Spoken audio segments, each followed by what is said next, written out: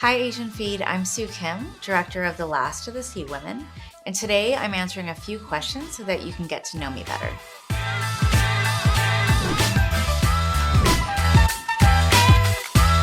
My go-to comfort food is always Korean food. If I had to pick one dish, it's probably kimchi bokkeumbap, which is also known as kimchi fried rice, which I grew up eating probably every day of my childhood.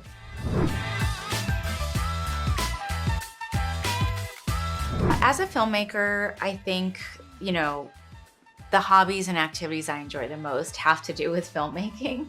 But beyond my filmmaking career, I also am an avid skier.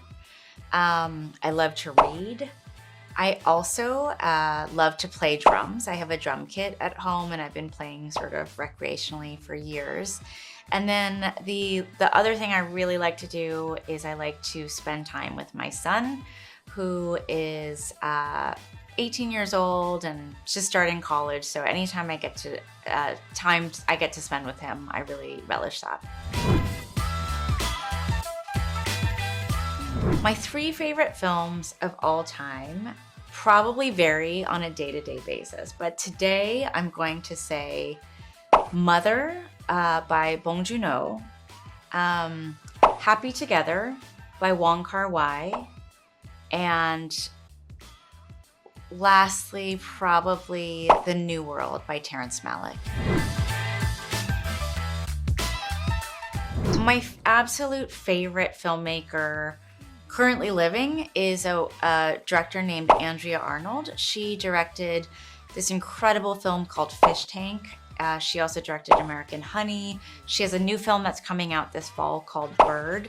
And I just find everything about her storytelling style to be beautiful and poetic and deeply, deeply moving.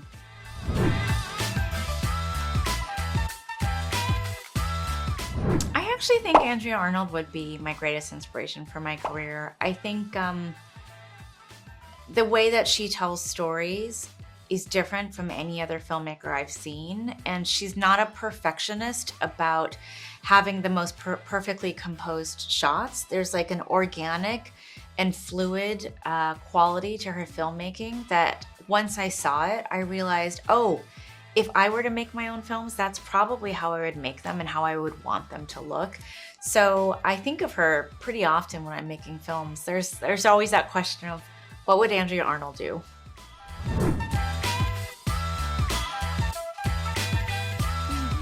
I mean, the whole film is pretty organic feeling. We purposely filmed with a handheld style so that it felt very motion-based and naturalistic, and that is her style too. She's a very naturalistic filmmaker.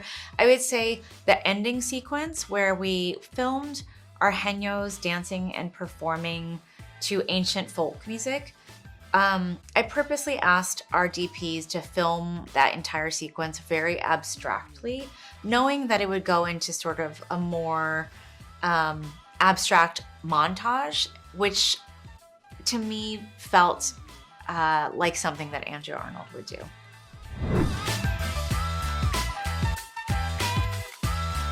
I really love the notion of Thanksgiving. I know that, well, it's not so much the landing of the Mayflower on Pilgrim Rock that I find worthy of celebrating. But what I love about Thanksgiving is that there's this concept of being with all of your loved ones on that day, eating and enjoying life and being thankful and grateful for all the blessings in your life. And something about that day or that weekend, it really does always bring home to me what's really important in life, which is the loved ones and the experiences that you get to make with them in your life versus all the accomplishments that you're aspiring to or the things that you have in your house. It's not about that. It's about the people and the relationships.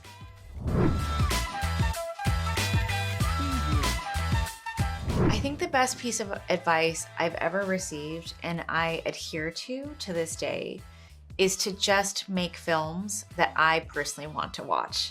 And I find that so valuable because I think when you're younger and you're first starting out as a filmmaker, you are heavily influenced by the greats, the cinema greats, and you can easily second guess yourself in like the creative choices that you make. But if you drown out all that noise and you're guided by your own sense of what's important to me, what's meaningful to me, what do I personally want to see, that's how you hone your voice. That's how you put out your voice in the world. So I've always stuck with that idea of just staying true to what I personally want to see in the world.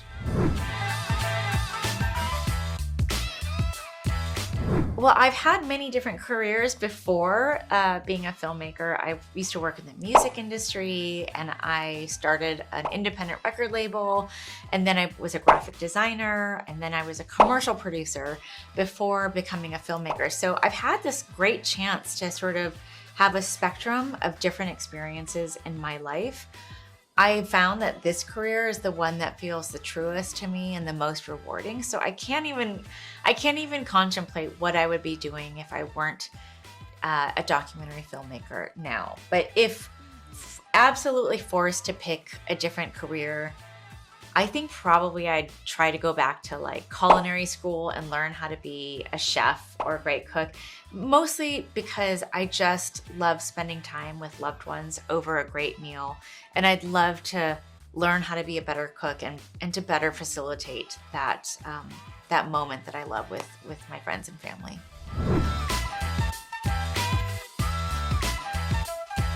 If I were to have dinner with anyone in the world, I think it would be either Bjork or Sylvia Plath.